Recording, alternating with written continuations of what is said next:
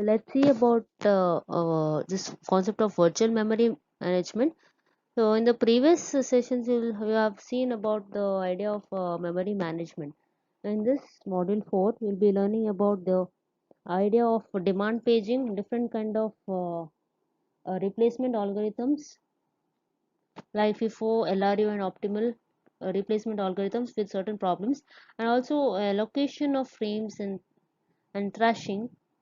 And there is also a particular chapter related to files in the next presentation. I'm Mrs. Archana Pradeshini, Assistant Professor in the Department of Information Science, Canara Engineering College. So here you're going to study about the background of virtual memory management, the importance of virtual memory management, and demand paging, copy on write and page replacement algorithms, and there is also a brief description of allocation of frames and thrashing. So what are the main objectives? First of all, knowing the entire background of memory management, it is easier to explain what a virtual memory means. So then we are going to understand the concepts of demand paging along with page replacement algorithms and allocation of page frames. The third objective is to understand what is the allocation of frames and to discuss the principle of working set model and the idea of thrashing. So with the help of thrashing, we are going to understand how to design or how to compute working sets and find the locality of reference. So what exactly is a virtual memory? So virtual memory is a method of using hard disk space to provide extra memory. So we are using hard disk space to provide extra memory, and this basically helps in simulating additional main memory. So as you know, in a Windows operating system, the amount of virtual memory available, it is equal to the amount of free main memory plus the amount of disk space allocated to the swap file. So as the code needs to be in memory, but entire program is not used. So at the same time, there has to be some facility to accommodate several programs. So that is nothing but the virtual memory. So it is a technique which allows execution of processes not completely in memory. So what is the basic advantage of this is there is the programs can be actually larger than physical memory, but however the virtual memory abstracts the main memory into an extremely large uniform area of storage. So we have seen main memory management algorithms in the previous module. So in this we are going to just study these things basics with one requirement, that is instructions being executed must be in the physical memory, but the first approach to meet this is to place the entire logical address space in the physical memory. So let's see this with the help of a diagram. Before we go to the approach with the help of a diagram, just a definition of virtual memory. It is a separation of user logical memory from the physical memory, and only the part of the program which has to be executed is brought to the memory. So here it allows address space to be shared by several processes and allows for more efficient process creation. So in case of multitasking environment, however, many programs will be running and they will be running concurrently. So that is also possible in this case of virtual memory, wherein virtual memory uses two types of address, that is virtual address and physical address. So where virtual address is referred by a process and physical address is the actual address of the main memory. So when a process accesses a virtual address, the system must translate it into physical address.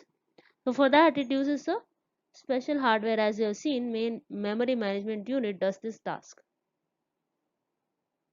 And this kind of virtual memory management or this virtual memory is commonly implemented by demand paging and also by demand segmentation. So we'll see what is demand paging and demand segmentation in the next slides. So this is the difference. Without virtual memory, how is the mapping, and with virtual memory, how is the mapping? So in case of 32-bit address with 4 GB and wherein some pages or if some reference is made to the RAM, some references made to the RAM where the data isn't available, it may crash. So what we do is actually RAM is a temporary memory, right? What whenever we execute the program, the user may search for some file, may ask for some file, but the file may not be available in the RAM, or that file may not be brought into the RAM for execution. What during that case the entire process will crash, right? You must have observed there is a process, background process, which is running, goes on running, it does not stop your program. So that happens without virtual memory. The program, there is you're accessing some address which that address is not available in RAM, so that causes a system crash. So with the help of virtual memory, that program addresses is mapped to the RAM address. So that is the basic beauty of virtual memory. So it maps, so you can see this with the help of virtual memory. So let's say there are 4 programs, program 0 to program 3, and the program loads the address 0 and program loads address 1, program loads address 2 and also address 3. So how is this mapping done? Mapping needs some kind of program address space to the disk. So there is a 32-bit program address space and 30-bit RAM address space.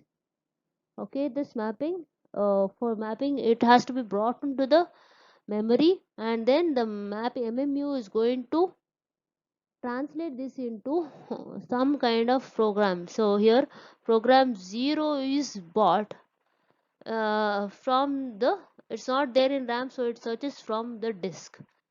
So who does this is mapping unit, and with the help of this virtual memory, because this virtual memory offers some extra space called a swap file, that is an area of a hard disk, and this is set aside for the virtual memory. So swap files can be the temporary or permanent. So virtual memory is stored in the secondary storage device. So with the help of this virtual memory, it is possible to extend the additional memory capacity and work with the primary memory. So as you can see, program 0 was not there in RAM, so it searches from the disk. Thus, obviously, if it was not there in RAM, it searches from the external hard disk.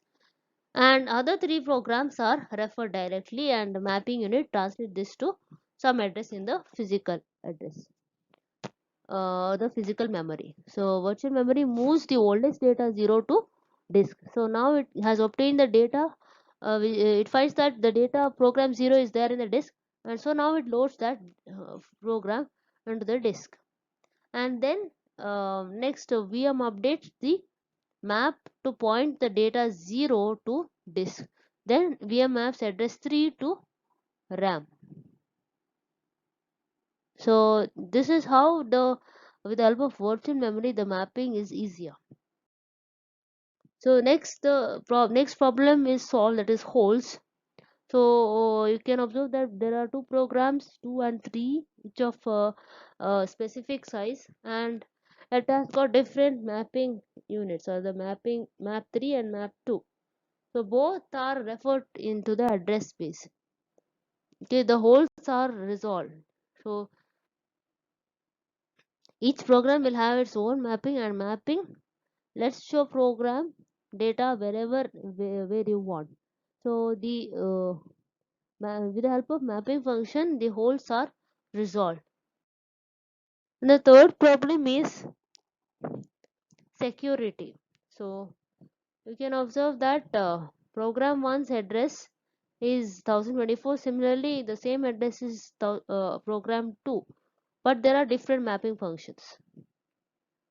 So, in case of a bank balance at address 1024, VM maps it to RAM address 1, that is 4700, let's say, and program 2 also stores your video game score at the same address, and it maps to some address 5.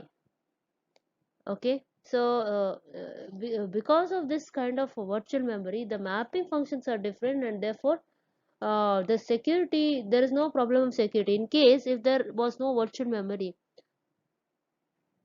what would happen is, if those two programs were stored in the same location, obviously an error in the video score of a particular program 2 would kill the program 1, which is very critical application, right? So that's why there is a concept of virtual memory, and there we can say that the security is high in case of virtual memory systems. So how to make this kind of virtual machine work is, there will be certain virtual address which are generated by the processor, and with the help of this translation scheme from virtual address to program physical address. Okay, so virtual address 512 is mapped to physical address 12, and virtual address 786 goes on to the disk. Likewise, we can make this translation. With the help of this translation, the mapping from virtual address space to physical address space is easier.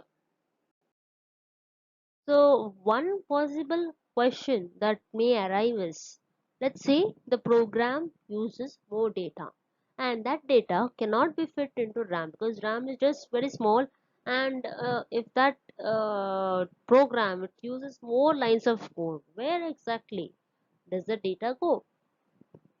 The three options we have got: one is unused RAM, or cannot use more than what can fit into RAM, or the disk.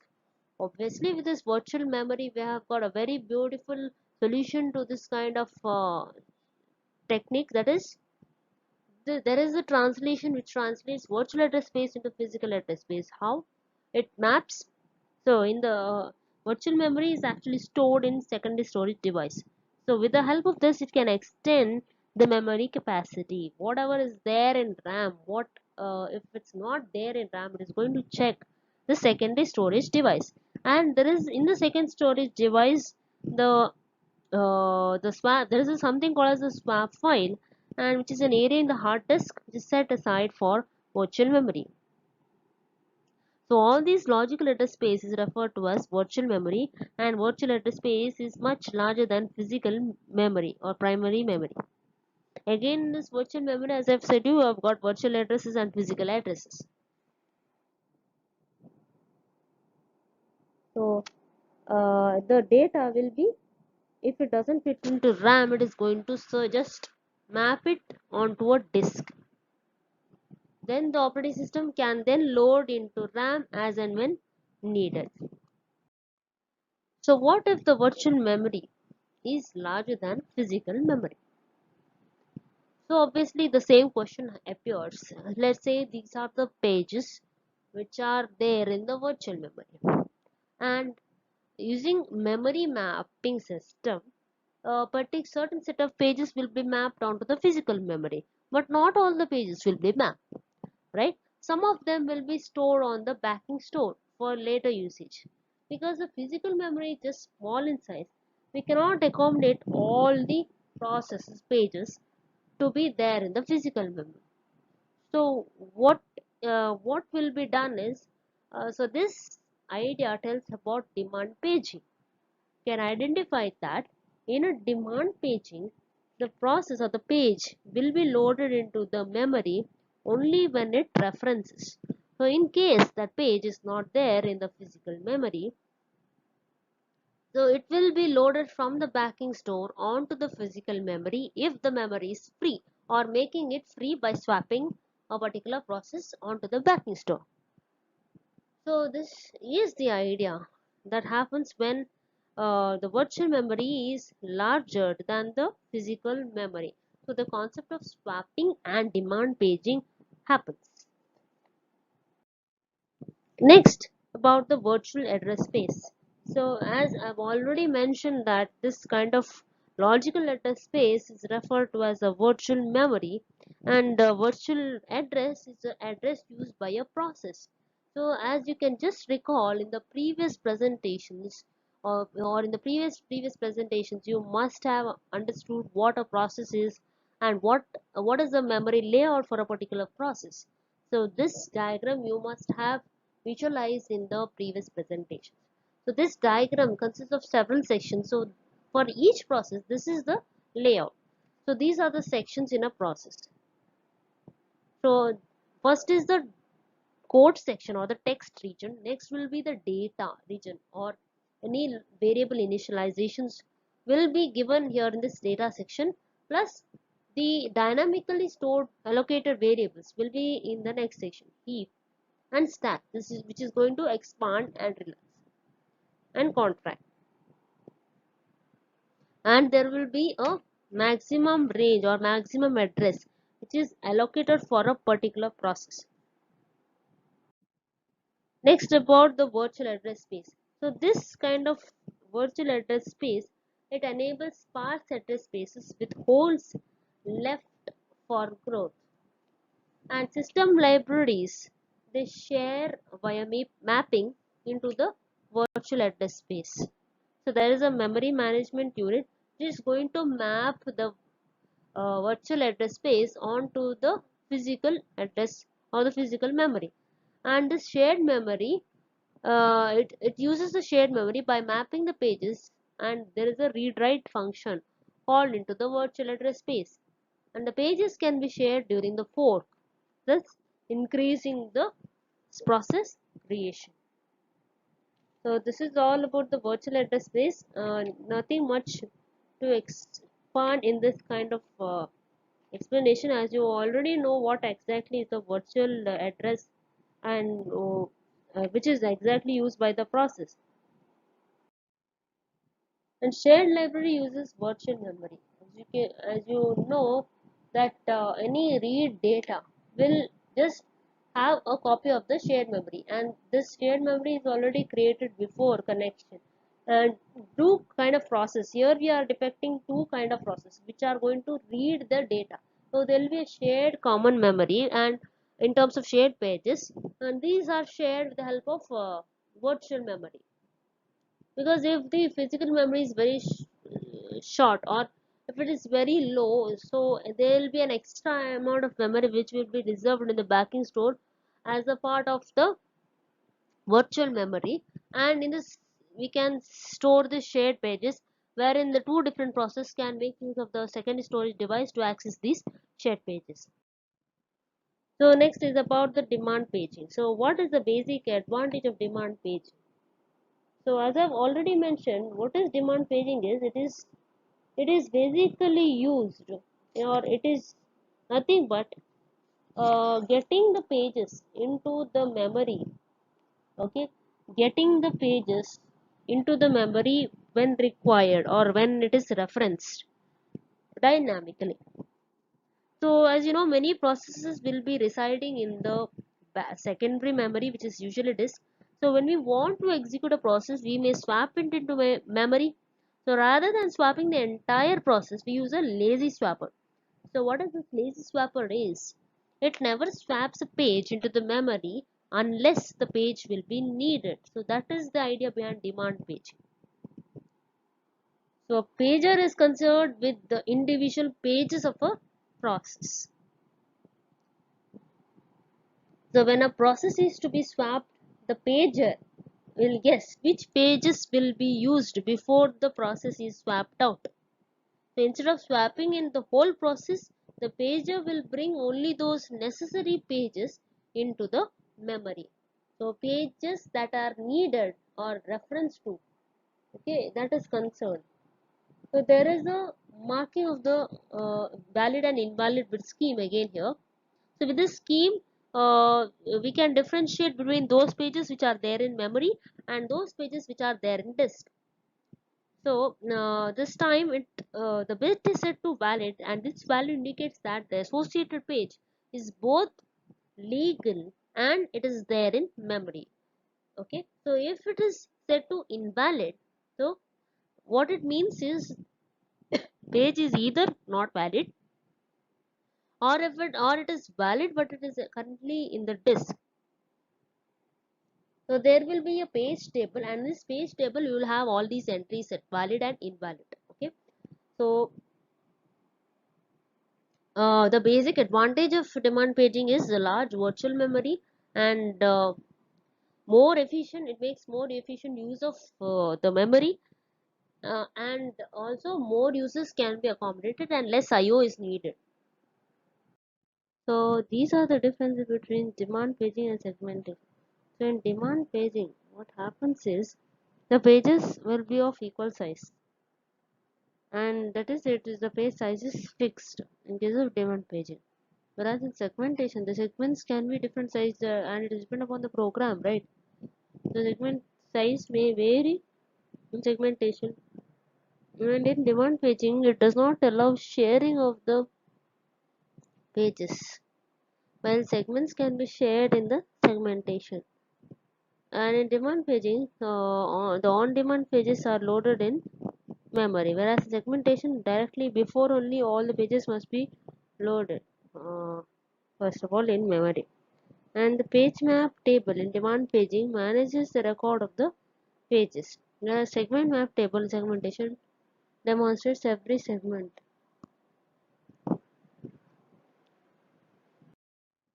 You can see the example of address translation. So virtual address has got two sections, partitions. One is virtual page number and page offset. So this page table is used to map the virtual page number onto the appropriate physical address. So you can observe that it adds this value to the offset. Okay, it adds this value to the offset. So this page offset will be added and to the uh, page number to get the physical address. Just a brief explanation of address translation. However, this was already discussed in the previous presentation. So now again there is this tells you about 20 bits virtual page number and 12 bits for page offset. So here 20 bits, the 5 bits, or you can say 25 bytes or 5 bytes or 20 bits, and 3 bytes or 12 bits are used for page offset.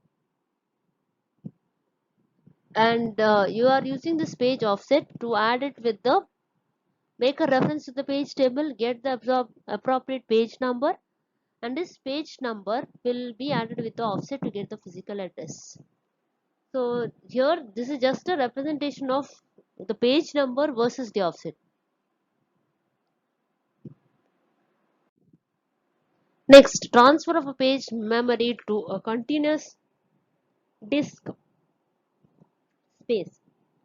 So there are two programs which may be in contiguous or non-contiguous memory location. But however, here this represents about two different programs which are stored in contiguous manner in the disk space.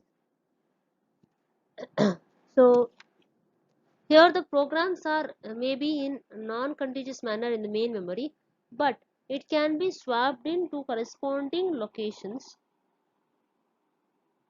into the hard backing store.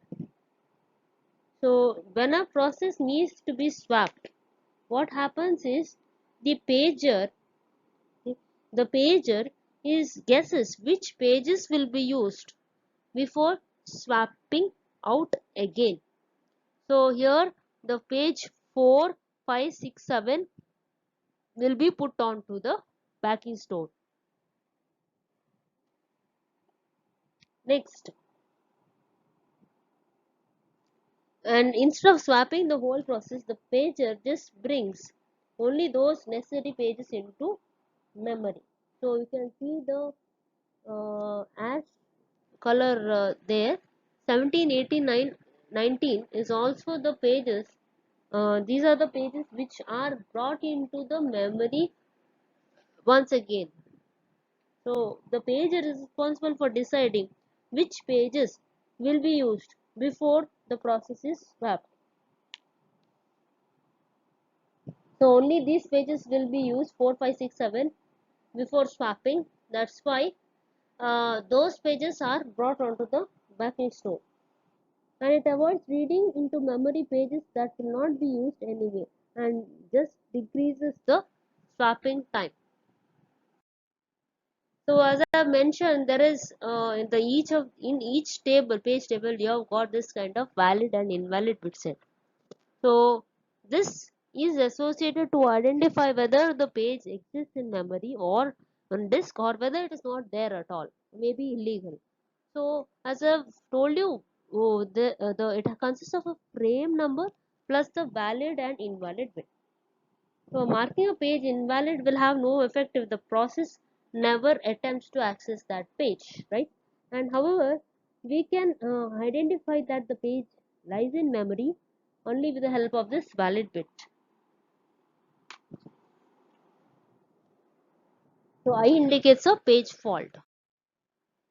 So page table, this represents the page table along with some pages which are not there. We can observe that uh, here the page table consists of the entries for valid and invalid. So first in the logical memory we have got these many pages, and in the physical memory these are the frames available, ACF. So pages, so we have got 8 pages, okay, and page 0 is reference to frame 4 and it is valid. That means in the fourth frame of the physical memory we have got this A stored. Yes, since it is there in memory, it is valid, right? So next, frame 1. Okay, frame 1. Do we have any, sorry, page 1, do we have any frame number associated with page 1? No. Therefore, it is invalid. And B is not there here in the memory. You can identify. So B will be there in the backing store, right? Next, for page 2, see, it is mapped onto frame 6. So in the frame 6 of the physical memory, you can find out that page for frame 6, in the frame 6 you can find out C is located. The next for D, that is page 3. Page 3 does not have any frame associated with it. Okay, so therefore you can identify that as invalid bit and it will be stored in the backing store. So whenever you want to bring that data from the backing store, you have to change all these tables.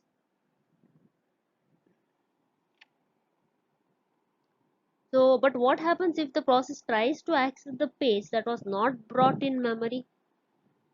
Because it will result in a trap to the operating system, right? So this is the page table entry. For more information, we have got a frame number and all these additional bits that is present or absent, protection, reference, caching and dirty bits. These are the optional information for a page table. So but here you can just see the concept of frame number and valid and invalid bits, that is the protection bits. In addition to that, we can have all these fields. So when does this page fault happens? So how do you identify? Correct. If we try to access a page which is not brought in the memory, so access to the page is marked as invalid and this causes a trap to the operating system and it's a page fault. So what are the possibilities? How does the procedure follows in order to handle this page fault? First of all, the operating system is going to check an internal table. So there will be an internal table, okay, and this will be usually kept with a PCB, fine, for a process. So the operating system is going to check the internal table okay, to determine whether the reference is valid or invalid. So if the reference was invalid, we terminate the process. In case if it was valid, but we have not bought that page into the memory, we can now page it in by changing the page tables. Next, third step is we are going to find a free frame from the free frame list. And fourth step, we schedule a disk operation to read the desired page into the newly allocated free frame list. So once we know that the page is there in some storage, second storage, we find the free frame in the memory, and we are going to swap that, or we are going to swap the particular process from backing store onto the free frame list in the memory.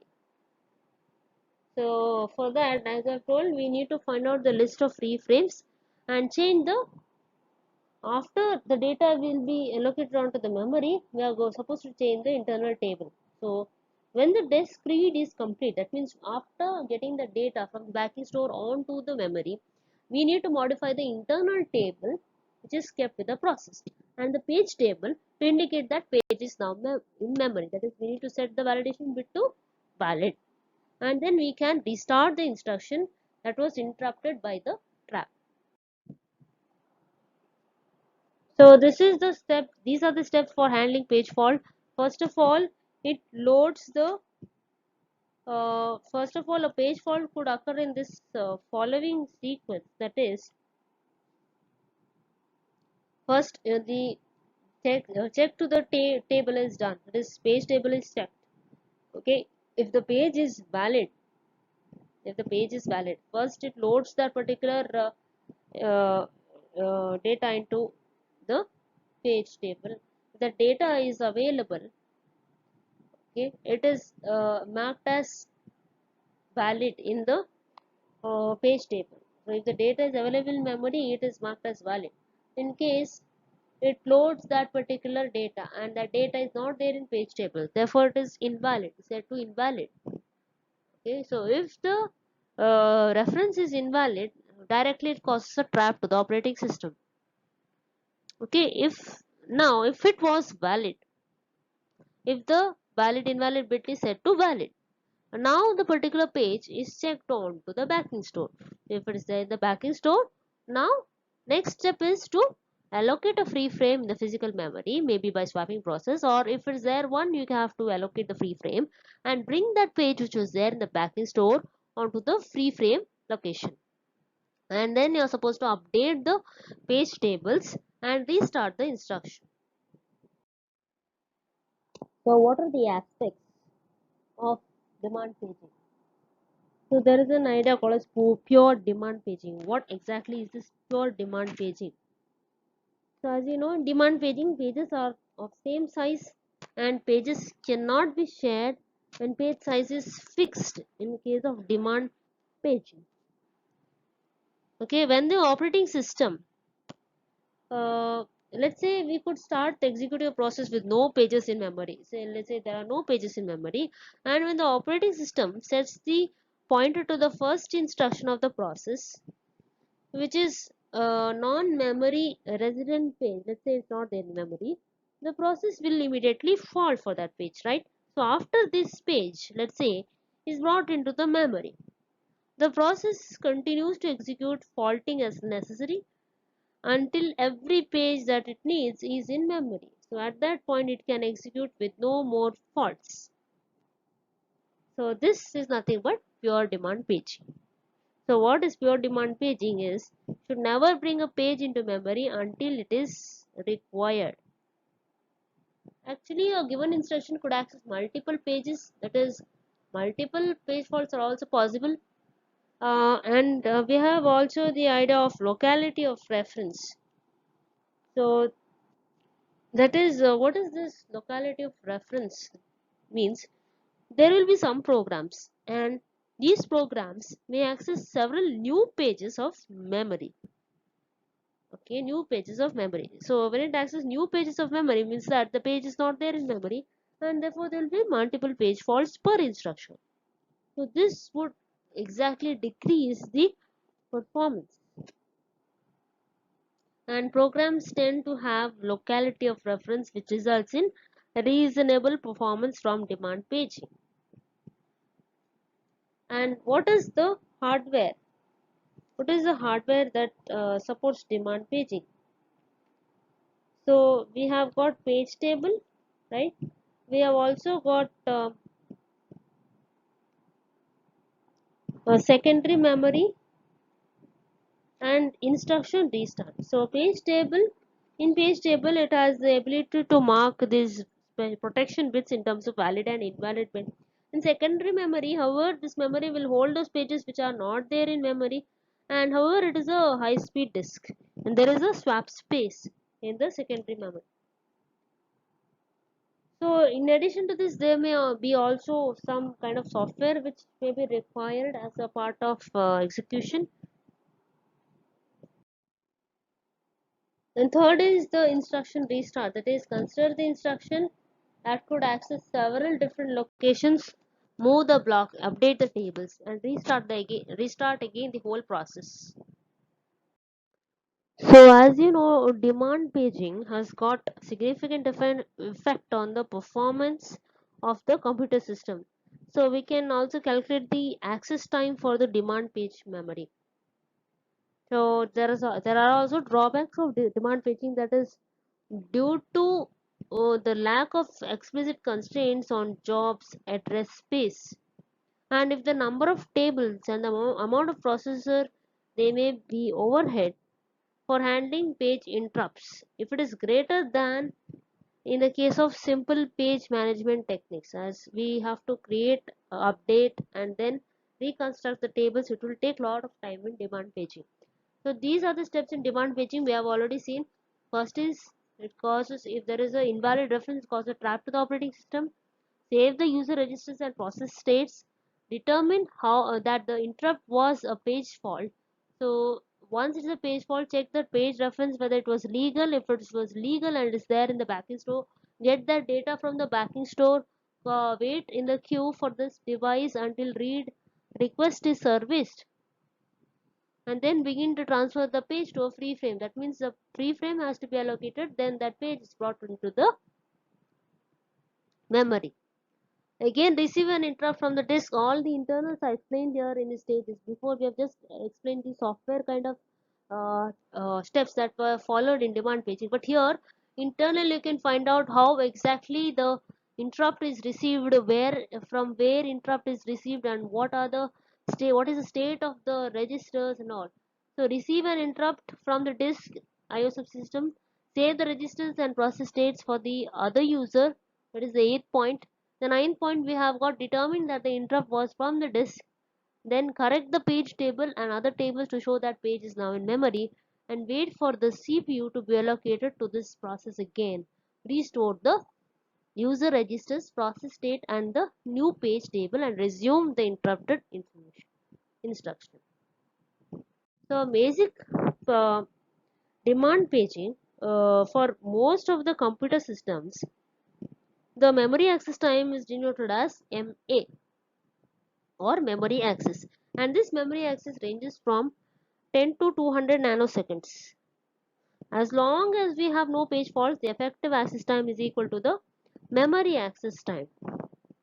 So how we can calculate the effective access time? If page fault rate is represented as P between 0 to 1, and this is the probability of page fault, so we could expect somewhat close to 0, but there will be only a few page faults. And if there are no page faults, the page fault rate is 0, right? And if there is a reference to and if every reference is a page fault, P will be 1.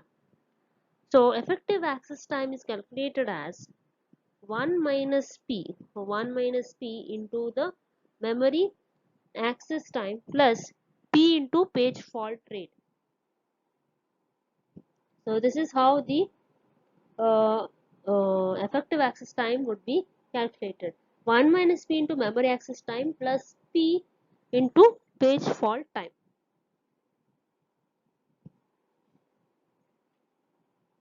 So this page fault time would take in the swap page out, swap page in, and restart operation.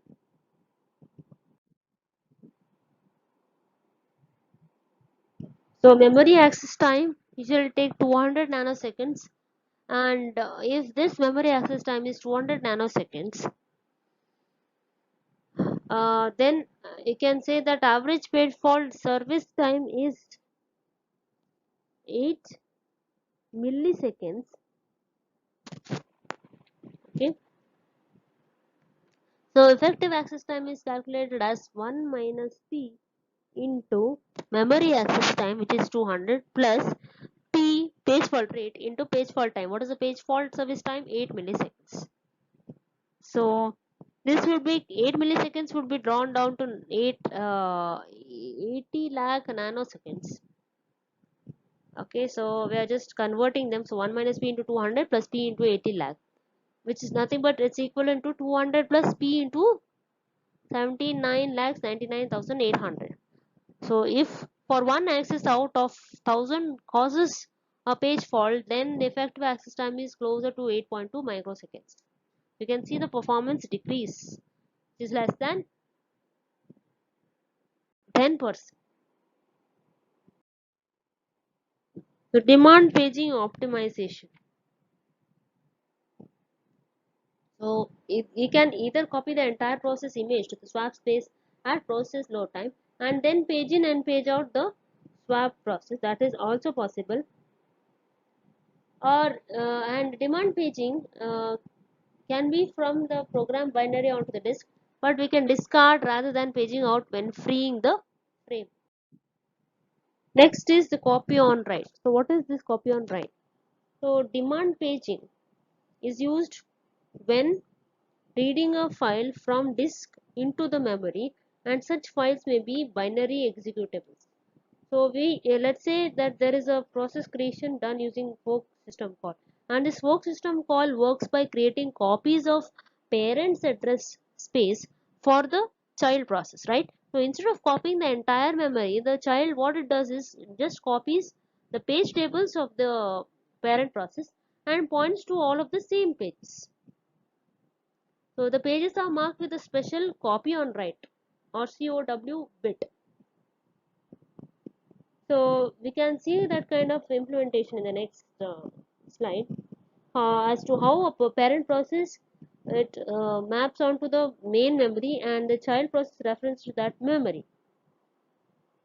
So in general, the free pages are allocated from a pool of zero fill on demand pages. We have got zero fill on demand pages, and the pages or the operating system typically allocate these pages using zero fill on demand. What is the zero fill on demand pages? Is that all the pages have zeroed out before allocating and thus erasing the previous contents of the page.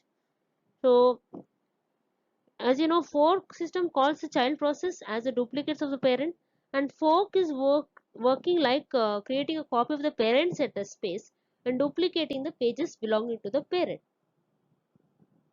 And with this copy on write, the page that is being copied will be copied to a zero filled page. That means there is nothing in the page, and the pages allocated for the stack or heap is similarly assigned the zero filled page.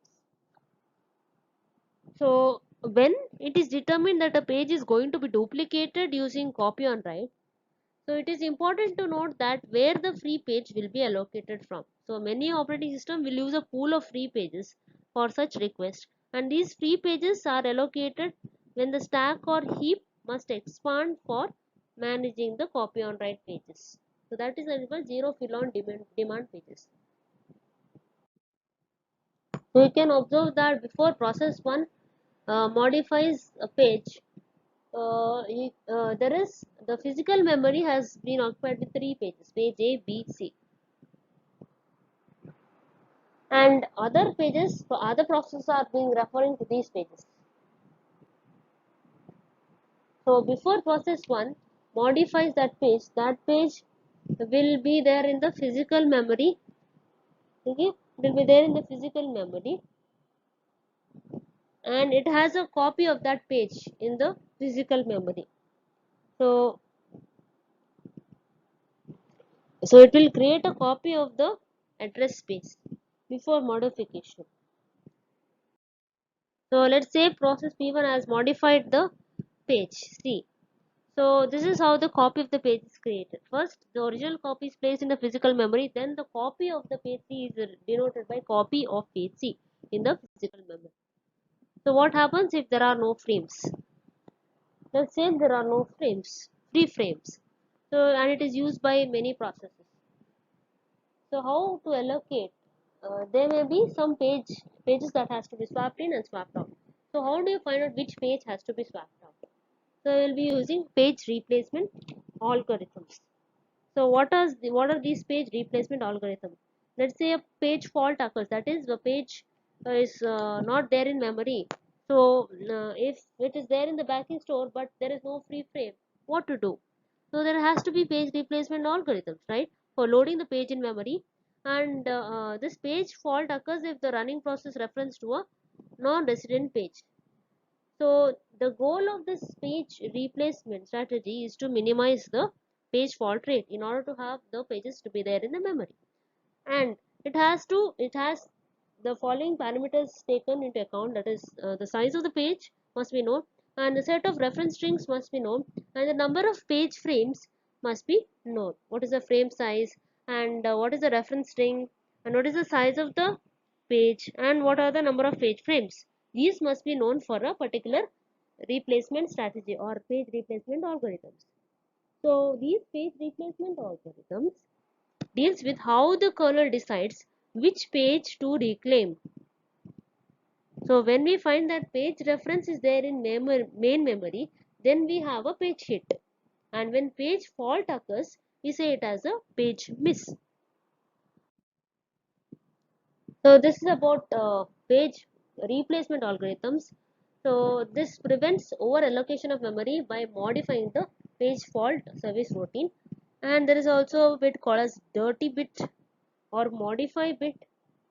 So we are using this to reduce the overhead of page transfers. So page replacement, it completes the separation between logical memory and physical memory. So why do we need page replacement? Just see the picture.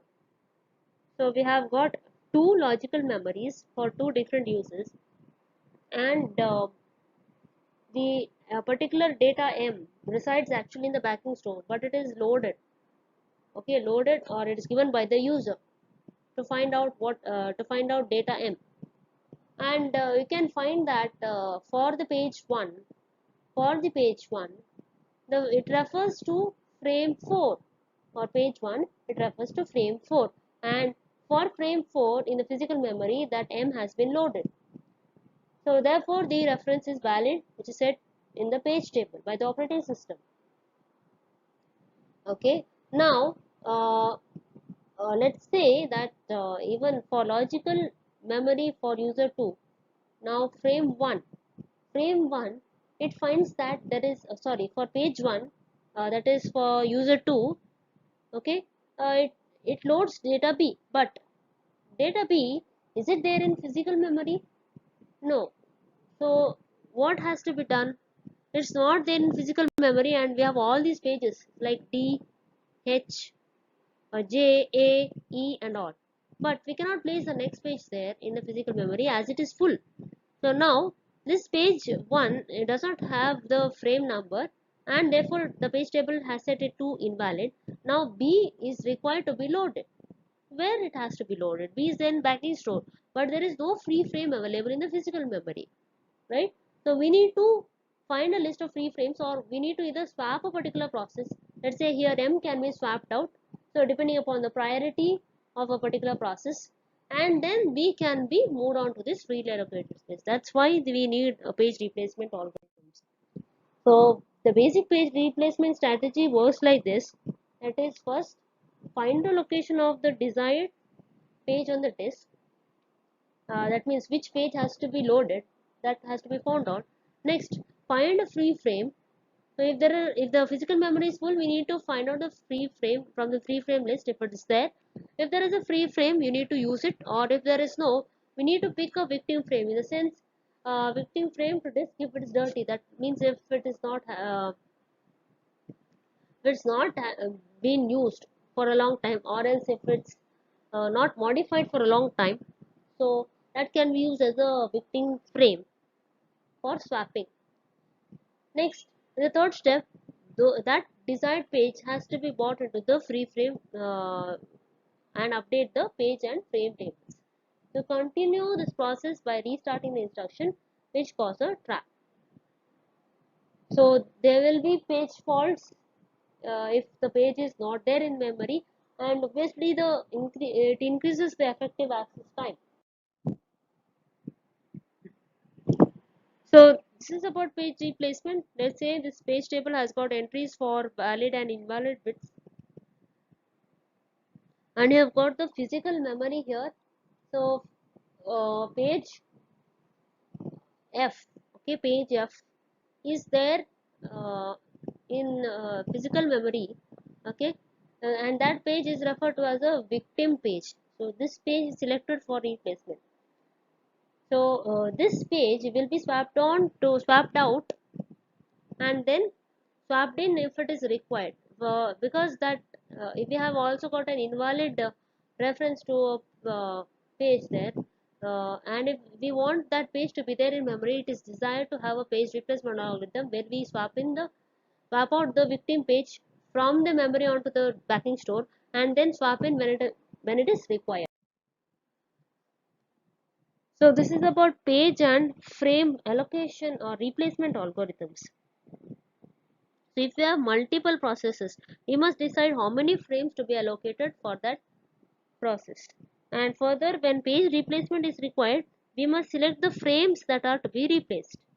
So there has to be appropriate algorithm to solve this problem, and we need the idea about the reference string too. So which tells the string of memory references. So first, for a given page size, this is usually fixed, we need to consider only the page number rather than the entire address. Second, if we have a reference to the page, then immediately follow reference to the page P, and page P will be in memory after the first reference. So before, if there is no reference, obviously all are page fault. After the first reference, obviously the references will not cause a page fault. So here is the example of reference string. So these string is just page numbers and they are not full address. So frame allocation algorithm, we know we have already seen in this previous presentation, and here we are considering the page replacement algorithms. So this is a graph of page fault versus number of frames. So in order to determine the number of page faults for a particular reference string and page replacement algorithms, we need to know the number of page frames available.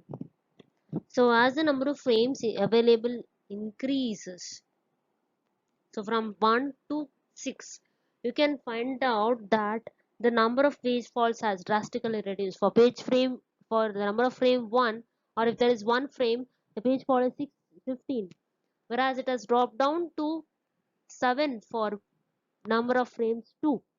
Like that, the number of frames, for as we increase the number of frames, the page fault has decreased to some minimum level.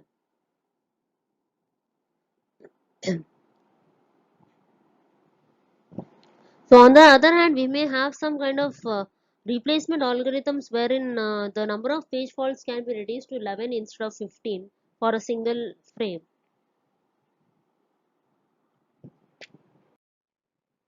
So the first kind of page replacement algorithm is first in, first out page replacement algorithm.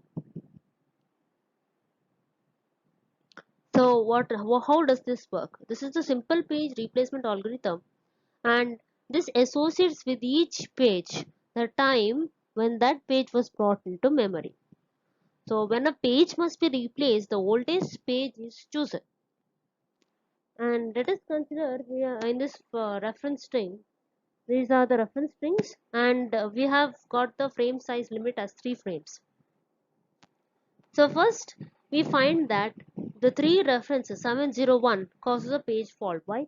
Because it is not there in memory, it is first time brought into the memory. So it results in page faults. And the next reference, that is 2, what it does is it again it has to find a frame or swap a frame to some other location. Okay, or it has to find out the page which was the oldest page. So it chooses to replace 7. So 7 is the oldest page which was brought into memory. So 2 is being replaced with 7. So we have got the frame list updated from 201 or 230. 201 currently. Okay. So in the next step you have got 201, and next for the zeroth reference you have got no fault because 0 is already there in memory. So current status of the frame will be 201. And next, if for the next reference, that is 3, and we have got 201 as the memory. So this is the frame list in the memory, and reference to 3 is not there in memory. So which is the page that has to be swapped? The oldest page. The oldest page is 0. The next oldest is 0. So 3 is replaced with 0. So we get 231 in the next step as the frame list. And next, for the next reference 0, once again, among all these, 1 is the oldest page, so we use 0 to replace with 1. So the frame list happens to be 230. Okay, so like this the process continues, and adding more number of frames causes more page faults in this kind of algorithm, and that is referred to as a Belady's anomaly.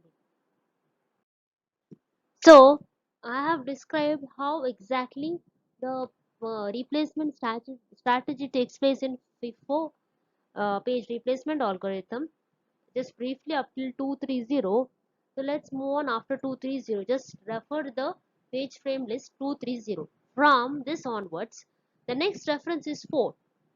Okay, so the next reference is 4.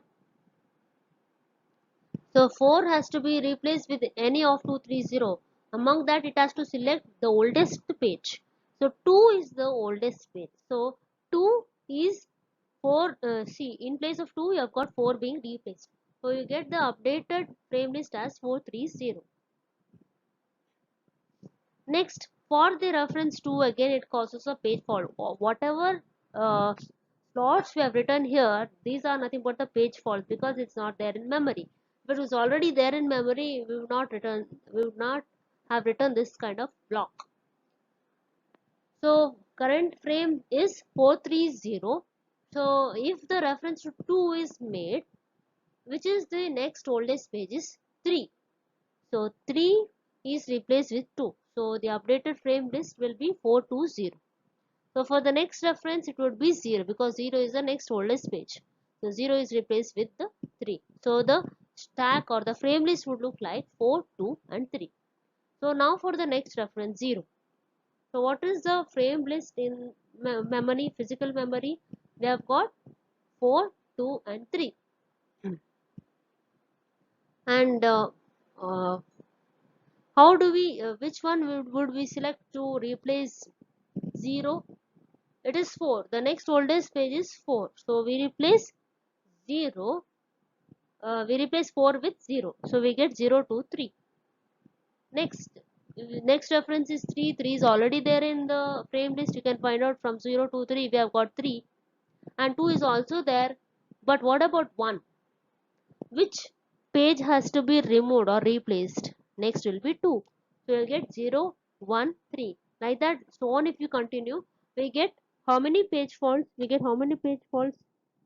Just if we calculate, we'll be getting it around 15 page faults, right? we get 15 page faults.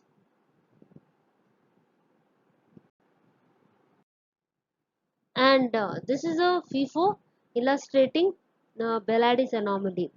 So if we try to increase the frame size from 3 to 4, the page the number of faults has increased from uh, 9 to 10. Okay, it depends also on the reference string. What exactly is a reference string? But it increases as we increase the number of frames in case of FIFO algorithm. The next kind of algorithm is optimal page replacement algorithms. So this optimal page replacement algorithms, okay, it uh, apart from for FIFO algorithm. So in FIFO algorithm, what we had is we had to search for the page that was not used, that was bought in oldest page to be bought in the memory. Okay, and we had the advantage of FIFO that it is very simple and easy to implement, but it suffers from Belladis anomaly and it's not very effective to keep track of. Whereas in optimal page replacement algorithm, it replaces the page that will not be used for the longest period of time. This can be said as uh, looking forward. Okay, looking forward, which of the page or which page has not been used for the longest period of time. So 9 is given as an optimal answer for the number of page faults, and it is comparatively less when compared to the previous algorithm, that is FIFO algorithm. But how do you know this?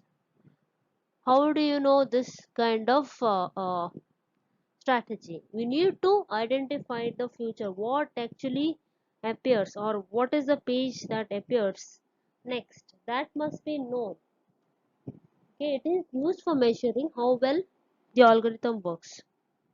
So using this kind of replacement strategy, and this replacement strategy will never suffer from Belladis anomaly, and using this algorithm, this guarantees the lowest possible page fault for a fixed number of frames. Let's say this is a reference string, okay, and for the if we have got reference string and these are the page numbers, let's say for page 7 is asked to be uh, is asked to have a memory reference. So now since 7 is not there in the memory, so it causes a page fault. So and then there is a trap to the operating system, and once again if it is valid, it is brought to the taken from the backend store and then brought into the physical memory, and the page tables are updated. That's a different issue. So now 7 is brought into the memory. Next, for the next reference, that is for page 0, 0 is also not there in the memory. It causes a page fault. Next, 70 is there currently. For the next reference string, that is 1, 1 again is not there in the physical memory. It causes a page fault. So 701 is a current updated frame list for a frame size 3. And the next string is 2. So which page has to be replaced? That depends upon the algorithm. So here in this particular algorithm, it this is the page which is replaced for the longest period of time. So it replaces the page that will not be used for the longest period of time. So we can look forward 0 among 701, 0 is used, 1 is used, but 7 is very, it has not been used for the longest period of time. Therefore 7 is used as a replacement.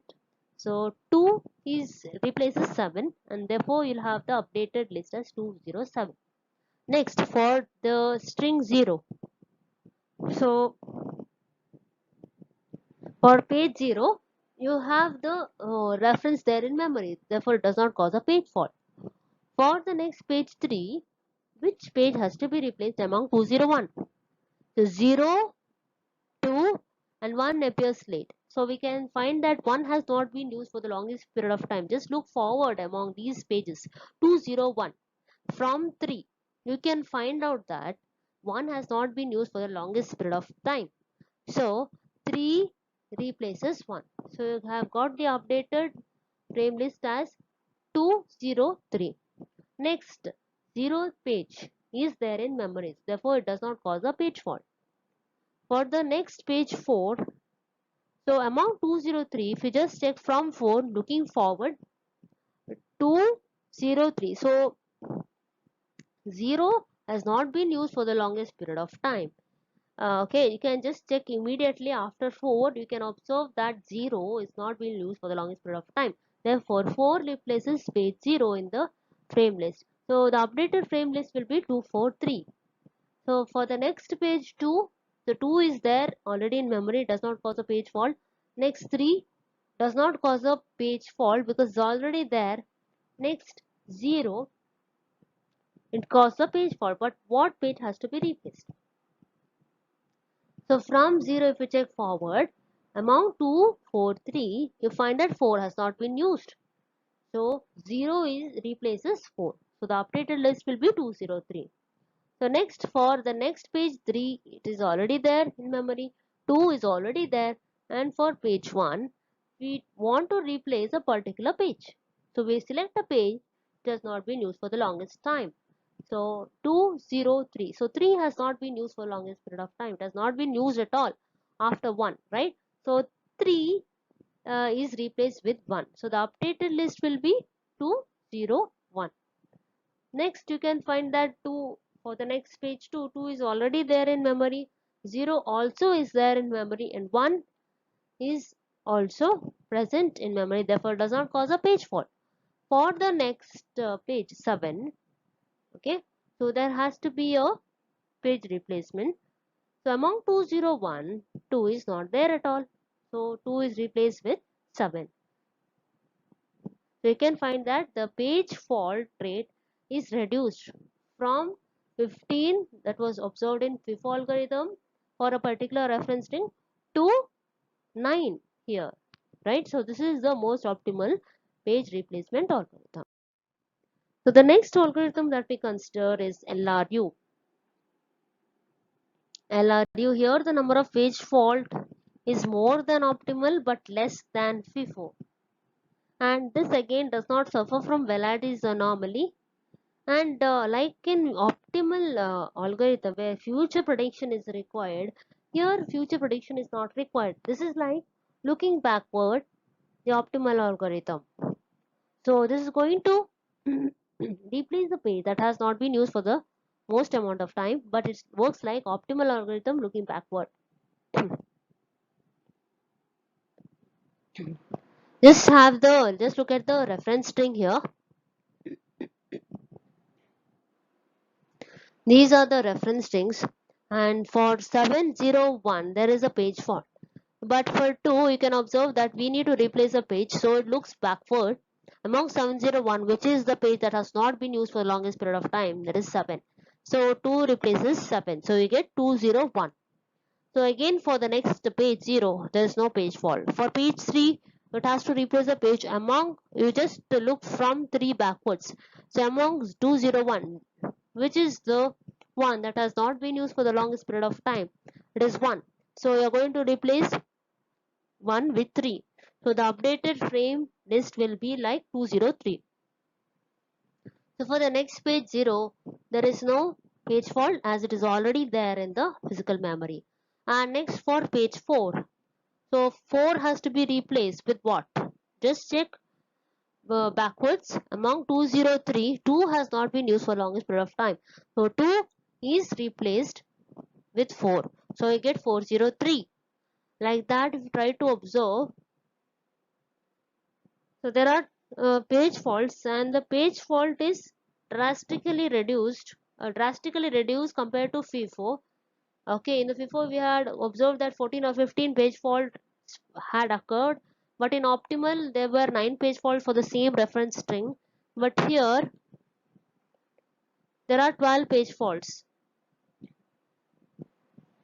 okay, which is comparatively lesser than FIFO, but it is greater than optimal.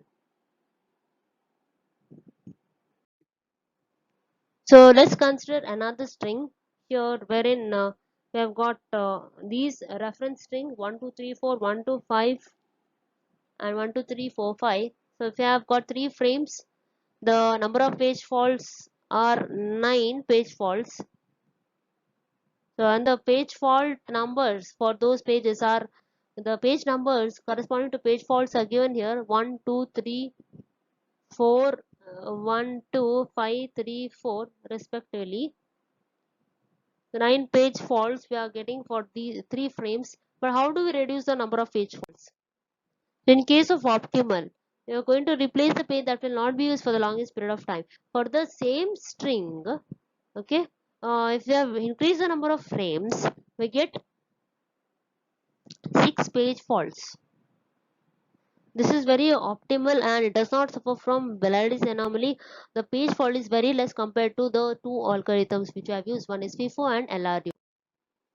And in least recently used, the number of page faults are 8, which is less than FIFO, FIFO for the same reference string, but it is more than optimal, right?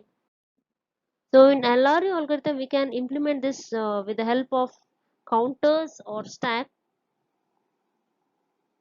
So LRU policy is often used as a page replacement algorithm and it is considered to be the good one. But the major problem is how to implement these kind of LRU replacement. But these kind of things may require substantial hardware assistance, right? So, first implementation is with the help of counters. In the simplest case, what do? Is we associate with each page table entry the time of use. So we have got the time of use of the particular page, and we add to that we add to the CPU a logical clock or the counter. So there will be a counter for each page use, and the clock will be incremented for each memory reference. So whenever a reference to the page is made, the contents of the clock register are copied to the time of use field in the page table entry. So in the page table entry, again there is an additional field called as time of use, and the contents of the clock register that will tell you how many references are made to the page. So that will be copied onto the time of use field in the page table entry. So in this way we have the time of the last reference to each page. So we replace the page with the smallest time value. So in this counter implementation, this requires a search for the page table to find the LRU page and write to the memory for each memory access. Next is the stack implementation.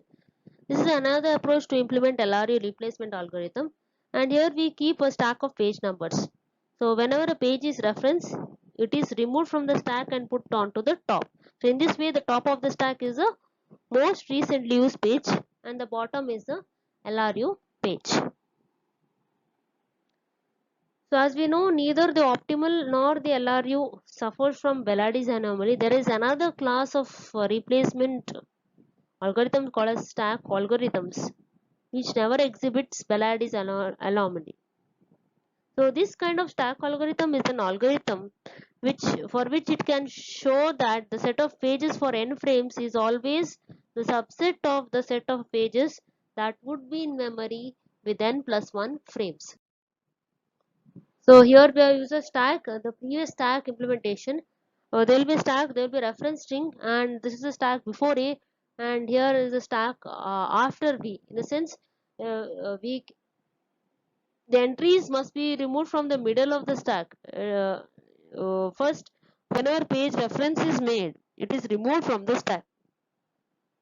So let's say 2 is reference, so it will be removed from the stack and put on to the top. Okay, and put on to the top. In this way, the top of the stack is always the most recently used page. So after B operation, that is 7 is again pushed, removed from the stack and put onto the top. That way we'll identify that the bottom is the least recently used page and the most recently page will be on always on the top of the stack. So there are also LRU approximation algorithms, like we have got additional reference bit algorithm and second chance algorithm. So in the additional reference bits algorithm, we have got something called as a reference bit. Okay, there is a reference bit, and this reference bit is set by the hardware whenever the page is referenced. So whether it may be either a read or write to the page, and with each page we associate this bit. Initially it will be 0, and when it is referenced it is set to 1. So we are going to replace the page with the reference bit is 0. So that is nothing but the reference bit or additional reference bit algorithm. And there is also a second chance algorithm.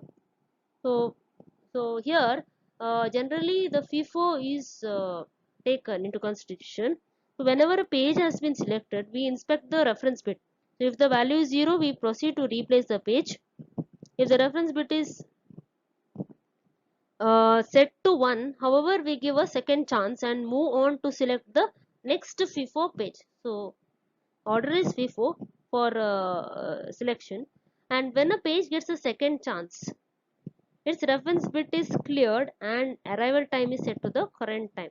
So thus a page that is given a second chance will be the page that will not be replaced until all the pages are replaced. So we are waiting for all pages are replaced, and then we are giving it the next chance. So one way to implement this second chance algorithm is by means of a circular queue. So totally for a second chance algorithm, we are adding a second chance bit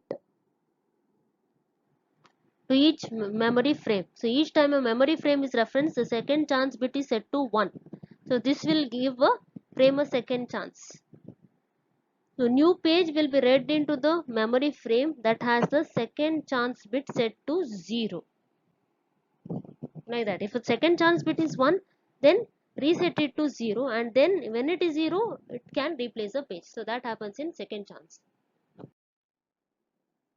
So this is nothing but additional reference bits algorithm. Additional reference bits algorithm. So there is an 8-bit byte page, and timer will be scheduled for regular intervals, shifting the bits. Okay, at regular intervals, the timer interrupt transfers control to the operating system, and for each page the operating system shifts the reference bit for each page in the higher order bit of 8-bit byte. So there will be 8-bit shift registers which contain the history of the page for the last 8 time periods, and if the shift register contains fully zeros for the 8 bits, then the page has not been used for the 8 time periods, or else if the page if there is all ones in the 8 bits, that means that the page has been used at least once each period. So there will be a register value 0 or 1. So based on this we can decide whether it has been used or not, and to swap the necessary pages with the smallest value or use a FIFO selection. So in this second chance algorithm, again there is a pointer for a page has to be referenced, and this second chance algorithm is implemented by a circular queue. So here we shall see how the second chance page replacement algorithm can be implemented. So as I mentioned, the working of second chance or page replacement algorithm is implemented as a circular queue, and you can observe that in this circular queue it's like a queue of pages. Okay, a pointer indicates which page is to be replaced next, and when a frame is needed, the pointer advances until it finds the page with 0 reference bit. So as it advances, it is going to clear the reference bits. Okay, so once a victim page is found, the page is replaced and the new page is inserted in the circular queue in that position. So it will clear all the reference bits before selecting the next page for replacement.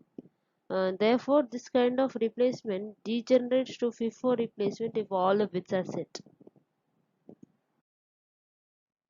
The next kind of second chance algorithm is a enhanced second chance algorithm.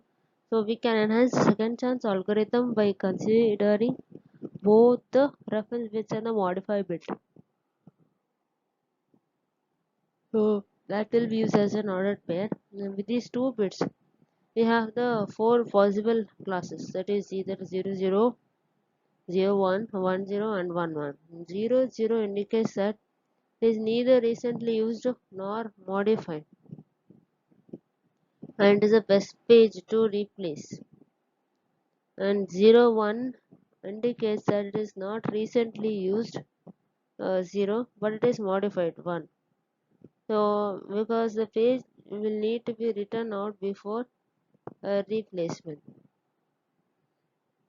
And 1 0 indicates that it was recently used but it is clean, not modified, and therefore it probably would be used again. And the last class is 1 1. This implies that it is recently used and modified, so it probably would be used again soon, and the page will need to be written out to the disk before it can be replaced. So whenever a page replacement algorithm is called for, each page is in one of these four classes. And we use the same scheme as that of the clock algorithm, but instead of examining whether the page to which we are pointing has the reference bit 1, we just examine the class. So what we do is we replace the first page encountered in the lowest non-empty class. So for that we may have to scan the circular queue several times in order to find the page to be replaced. Next category is about the counting based page replacement. Here we are going to study about the least frequently used page replacement algorithm and most frequently used page replacement algorithm. So what is this least frequently used page replacement algorithm is that this requires that the page with the smallest count be replaced. Here the smallest count page should be replaced. So why is this? Because an actively used page will have the largest reference count. And this algorithm it suffers from situation wherein a page is heavily used during the initial process and it is never used again. There are also chances. So that is a drawback.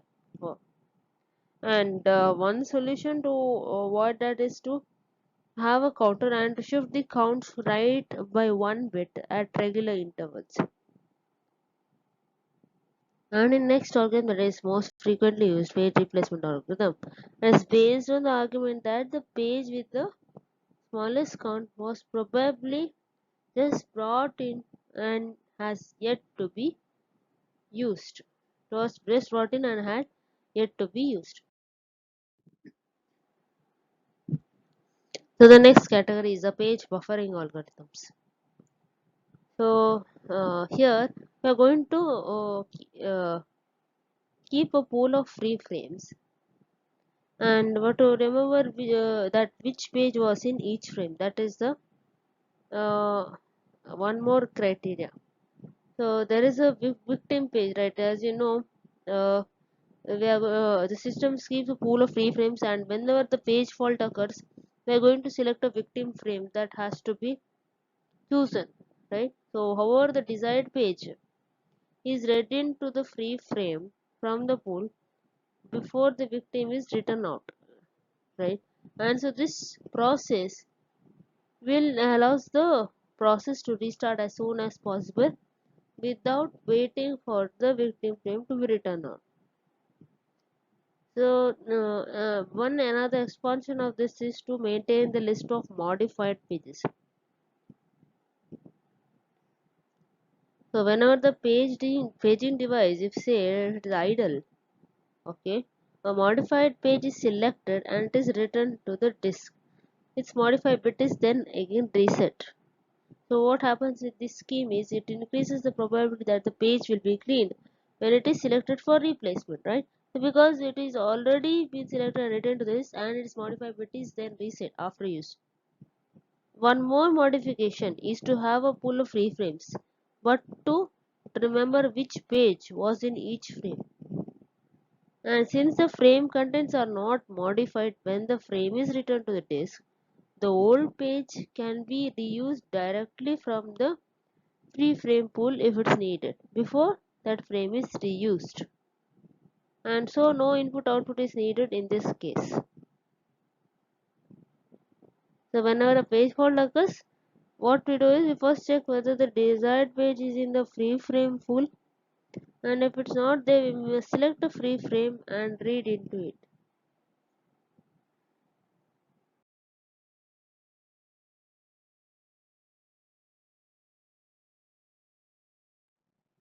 The basic applications of and page placement. All of these algorithms have always guessing about the future page access. So that is very difficult to determine which is the future page selected for replacement. And some applications have better knowledge, that is database. They'll have the exact count of how many pages are there and which of the pages are are in free frame list. Okay, and in memory intensive applications, this there are chances of double buffering when OS keeps just a copy of the page in the memory as the input output buffer, and the application keeps the page in the memory. So the operating system can be given direct access to this, getting out of the way of the applications. That is in raw disk mode. Okay.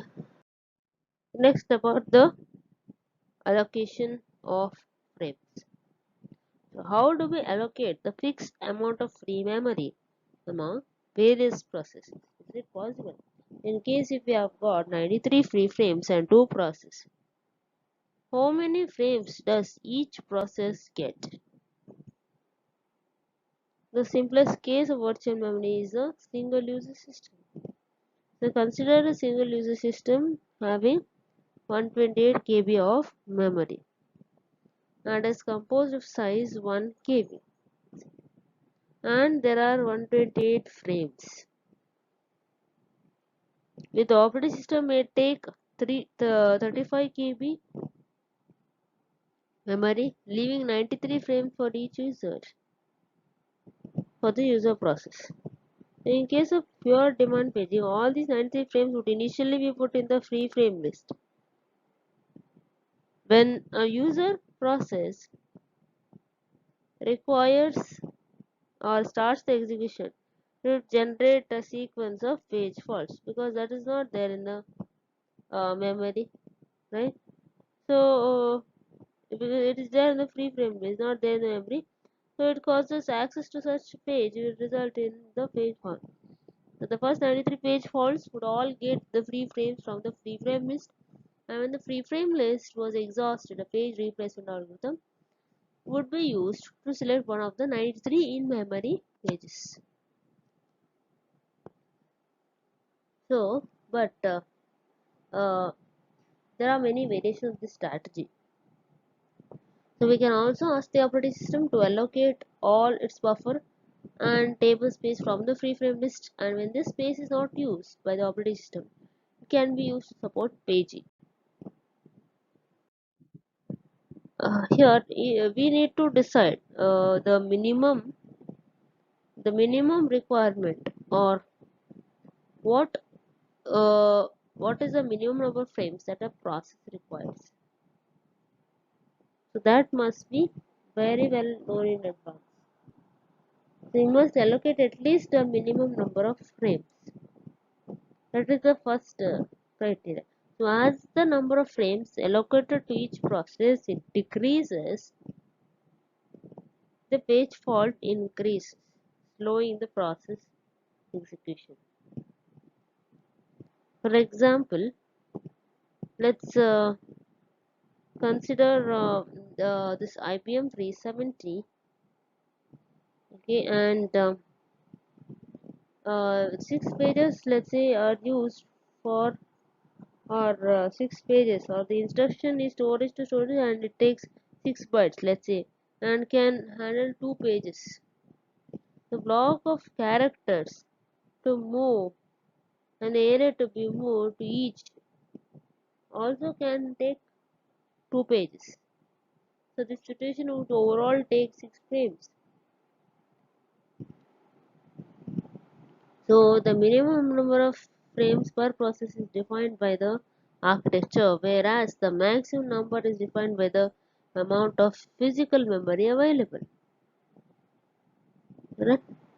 So there are two major allocation schemes for this. One is fixed allocation, and or what we say is as the equal allocation and proportional allocation. That is proportion in terms of priority.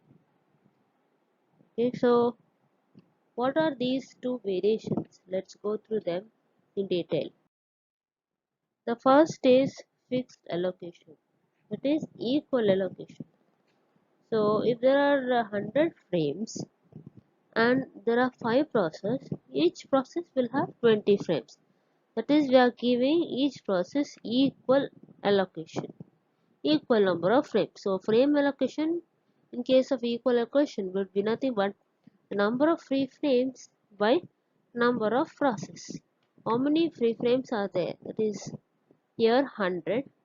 And how many processes are there? By 5, it is 20. That will be the frame allocation for each process. So frame allocation is number of free frames by total number of process. So here m frames are split among the p number of processes. So what is the basic problem with equal allocation is that there may be wastage of free frames. Some process may require less number of free frames than allocated one. And to solve this problem, proportional allocation method is very useful. So in this kind of proportional allocation, the processes that have more logical memory get more number of spaces. So that is, we are allocating according to the size of the process.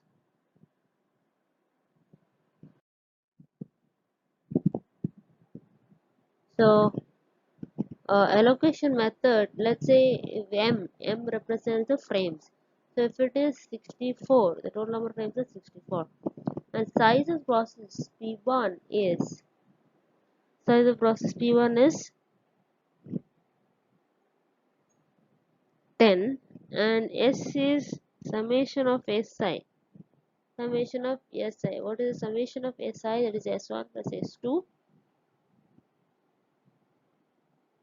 Okay, so s2 is again size of process 2. Here it is given to be 127. Here totally summation of s will be 227. What is the total number of frames? 64.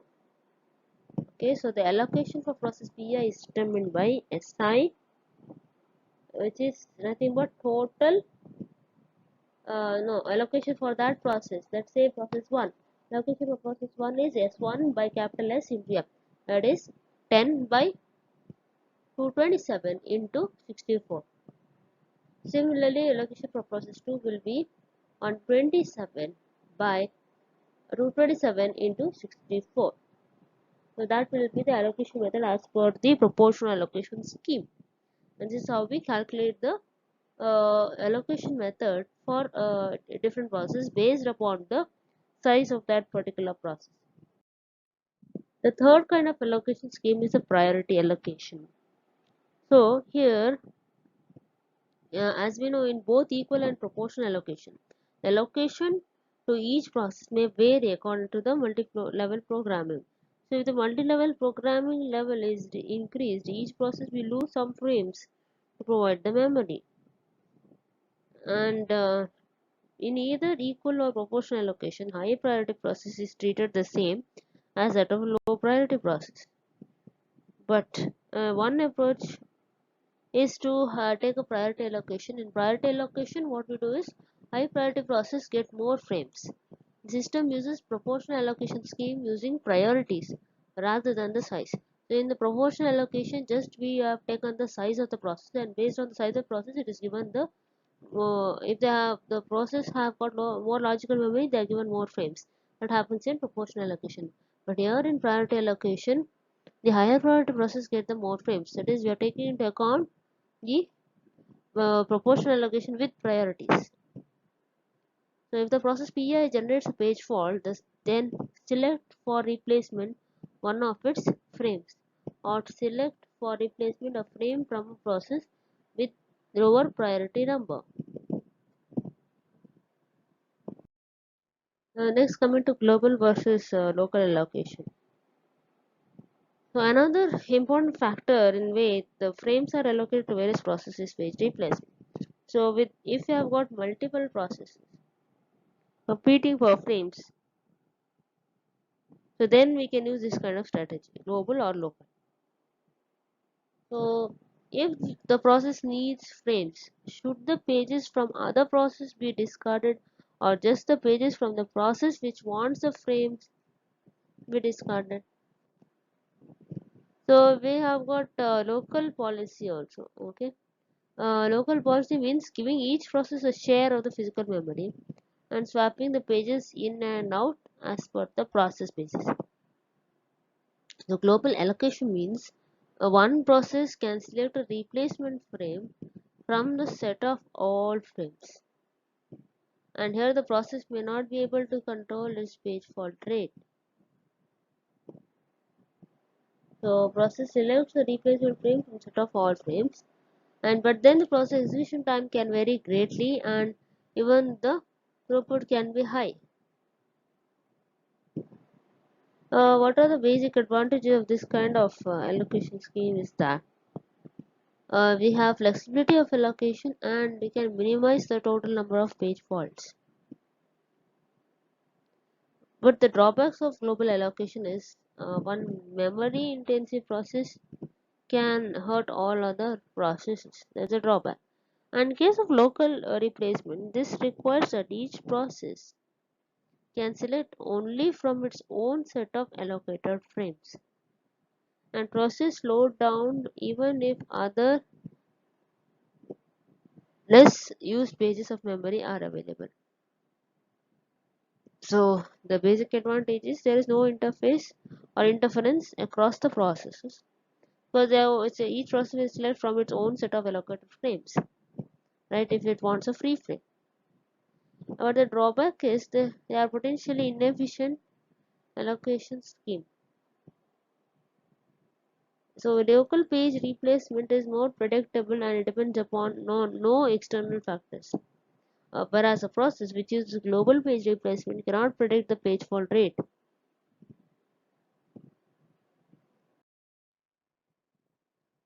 The next idea is about thrashing. So what exactly is this thrashing? So if this thrashing occurs when a process does not have enough frames allocated to store the pages it uses repeatedly, and therefore the page fault rate will be very high. Okay, so this thrashing occurs when a process does not have enough frames allocated and uses the and causes to use the page repeatedly, whereas the page fault rate will be very high. And we can say that a process is said to be thrashing if it is like a high paging activity, right? If it is thrashing, if it's spending more time paging than executing.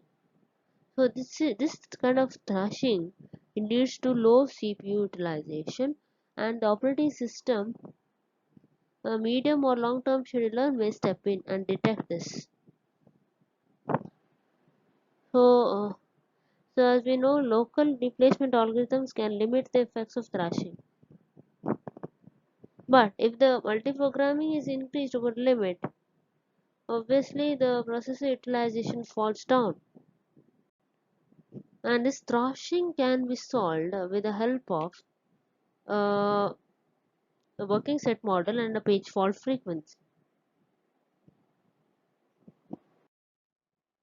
So this is thrashing, and it varies, or thrashing it drastically uh, affects or drastic effects during multi-program. So as the degree of multi-programming increases, the CPU utilization also increases,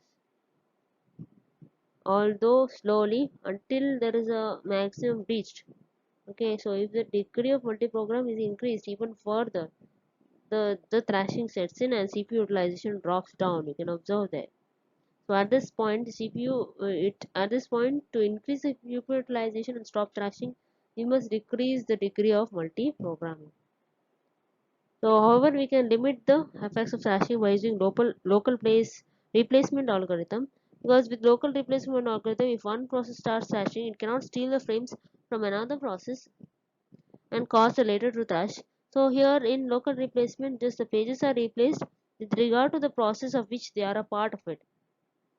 So if the processes are thrashing, they will be in the queue for paging device most of the time, and the average service time for page fault will increase.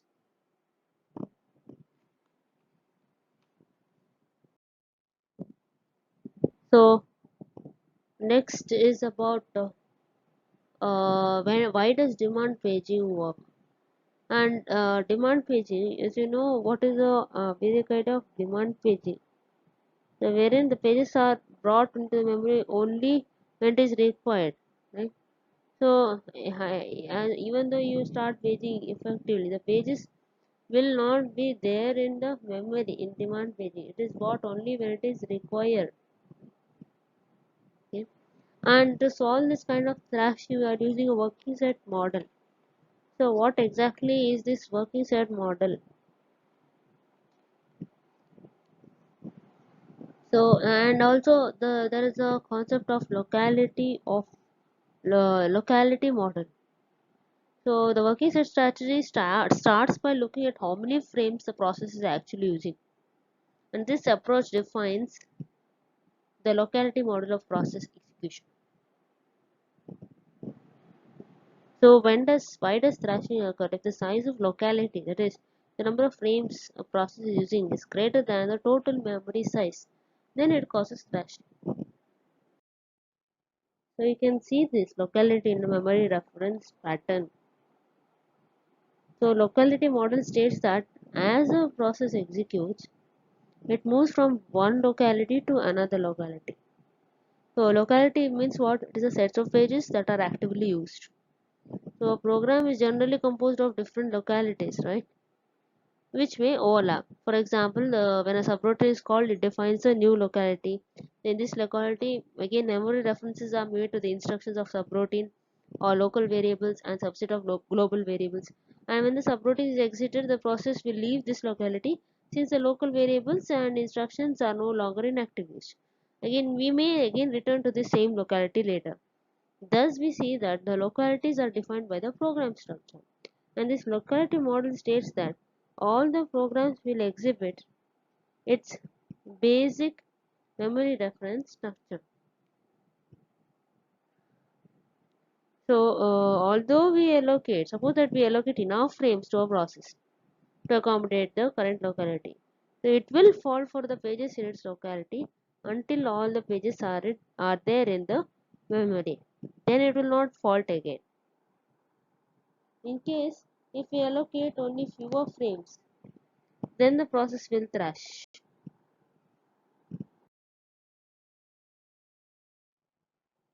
So working set model is used to solve the thrashing problem, which helps to avoid high paging activity.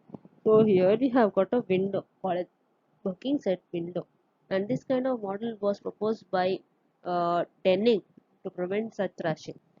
So this there is a working set of information W of t, tau of a process. A t represents a kind of collection of information referenced by a process. So whenever what happens here is the we define a parameter called delta, which is represents the most recent page references, and all the set of pages in the most recent delta page references will be in the working set. So if the page is in active use, it will be in the working set. So if it was no longer being used, it will drop down from the working set.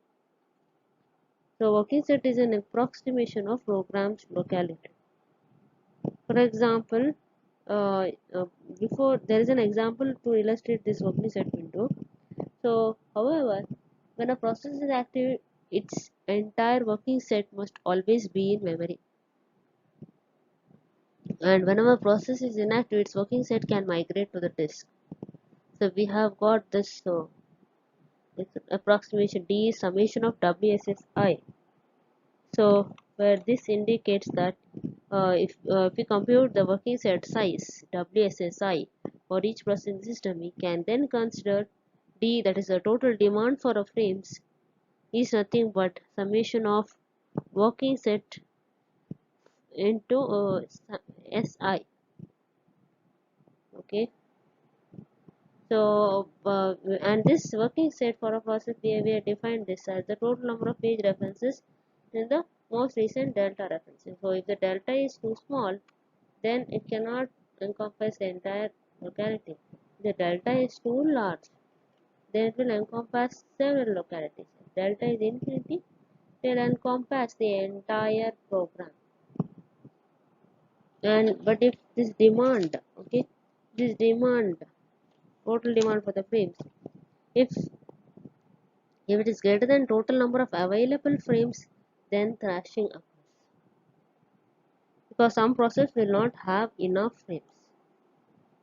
So the operating system alters the working set of each process and allocates to that working set enough frames to provide it with its working set size. So if there are enough extra frames, another process can be initiated.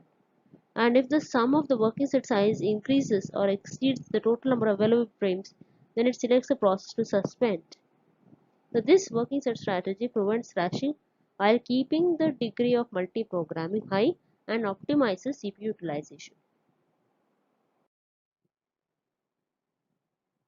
So let's consider this example wherein we are given the sequence of memory references, and if delta is 10, it is there are 10 memory references, right? 10 memory references.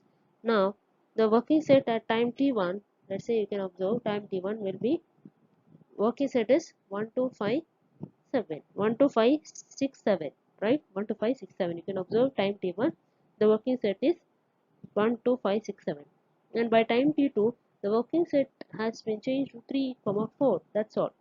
So what will be the accuracy of working set?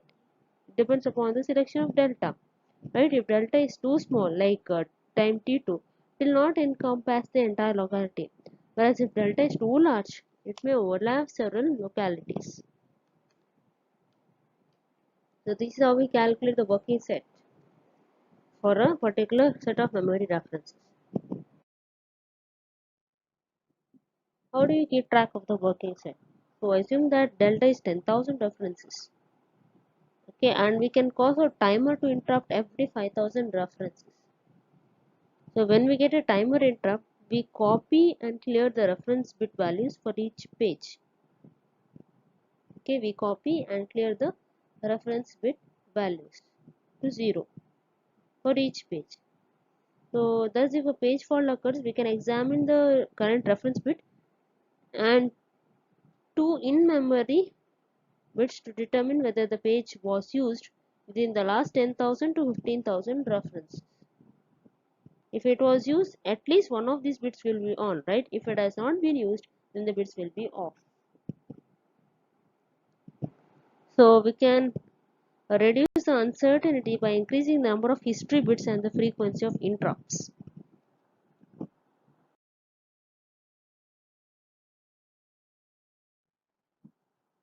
Next is page fault frequency. So as I've already told about locality of reference, so locality of reference is also known as principle of locality, and it is locality of reference is observed that an application does not access all of its data at once with equal probability. So here in locality of reference, that we have got two types, that is temporal locality and spatial locality. Uh, so that is much more deeper about locality of reference. But however, let's see about page fault frequency here. So it is used to prevent thrashing. As I have told you, two major techniques used to prevent thrashing is working set model and page fault frequency. Right? And page fault rate is controlled by using this method. So in the per process replacement policy. Each process is allocated a fixed number of physical page frames. Then monitor the rate at which the page faults are occurring. So if this rate gets too high for a process, we assume that its memory is overcommitted. Increase the size of its memory pool. So if the actual rate is too high, the process gains a frame. The actual rate of the process is too low, then the process loses many of the frames. So in this page fault frequency, which is a direct approach, uh, it just tells you how the this page fault rate can be used to control thrashing. Okay, you can also observe that if the page fault rate is too low, then the process will have too many frames, and when it is too high, the process needs more frames. So we can establish the upper bound and lower bound on the desired page fault rate. Just you can observe the diagram. If the actual page fault rate exceeds the upper limit, okay, there is the upper bound. So if the actual page fault rate exceeds the upper limit, we allocate that process another frame. So if the page fault rate falls falls below the lower limit, so we remove a frame from that process. So thus we can directly measure and control the page fault rate to prevent thrashing. So as with working set strategy, we may have to suspend a process. But if the page fault rate increases and no free frames are available, you must select a process and suspend it.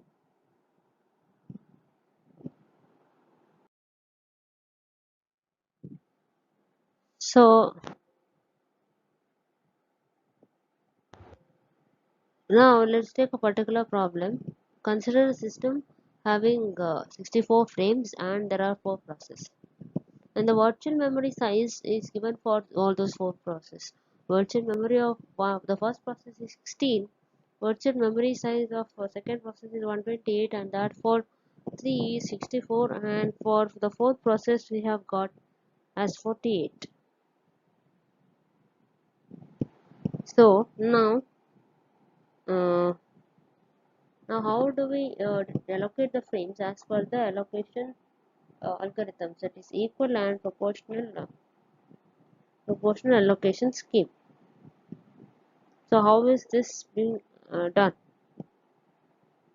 Okay, so let's see this. So as per equal allocation scheme, each process gets the equal number of frames, and the frame allocation is given by the total number of frames or number of free frames available by the number of processes.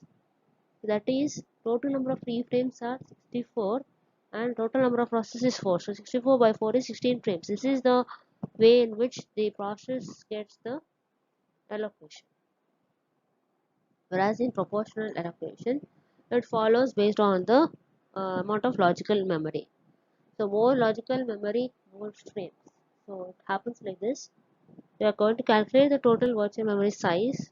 Total virtual memory size is sum of all the virtual memory size.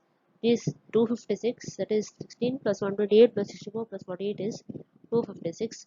And we are going to decide the allocation for each process. For process 1 will be what is the size of virtual memory 1, that is 16.